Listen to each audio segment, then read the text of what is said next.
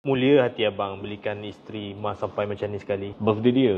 Oh ya, bertuah lah kak dapat suami macam ni. Terima kasih yang dia kan orang gelang baru. Nah, gelang sempena hari jadi kan. Banyak rezeki awak. Dia kalau suami ada rezeki lebih, kita akan berkongsi kat isteri. Iyalah lah. tu, betul. Sifat suami lah. Iyalah tu bang. Happy saya tengok keluarga bahagia macam ni. Tapi kan yang orang nak hadiah untuk birthday juga. Ni dah bayar dah. Ni mas. Orang nak hadiah yang hadiah lain. Hai, pantang betul. Dah happy dah tadi. Dah jadi suami mulia dah tadi.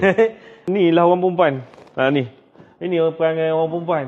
Tak pernah cukup. Dah beli gelang hari jadi. Nak hadiah hari jadi pula. Fikir. Kira okey lah dapat hadiah hari jadi gelang. Orang lain dapat apa? Minta lagi. Cuba belajar bersyukur juga. Orang perempuan kena belajar bersyukur.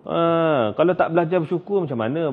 Duit gaji banyak mana pun takkan cukup. Kalau duit ada berapa juta pun memang takkan cukup kalau asyik nak beli sana, beli sini, beli situ. Bang, salah faham ni. Sekejap bang. Awak ni dah kenapa?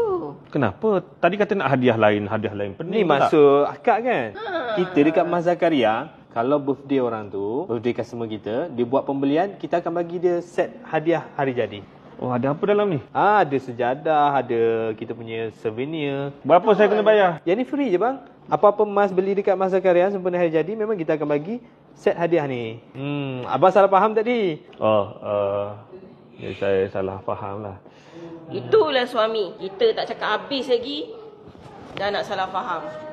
Itulah telinga tu tak biasa dengar isteri cakap. Main telefon lagi. Sabar bang. Ingat kita ni perempuan isteri mata duitan. Kita ni buat kerja rumah penat-penat. Dia tu sakut tuala pun susah. Nak membebel je. Kita cakap, dia nak cakap. Kita cakap, dia cakap. Lepas tu salah faham. Nak gimana pula? Bila kita cakap ni nak lari pula. Dengar ni isteri nak cakap. Bang, saya yang tak selamat bang, saya rasa. Tu kita minta dia nak salah faham dengan kita. Bukannya minta benda mahal sangat pun. Sekali-sekala bagi bini selalu ke? Selalu ke?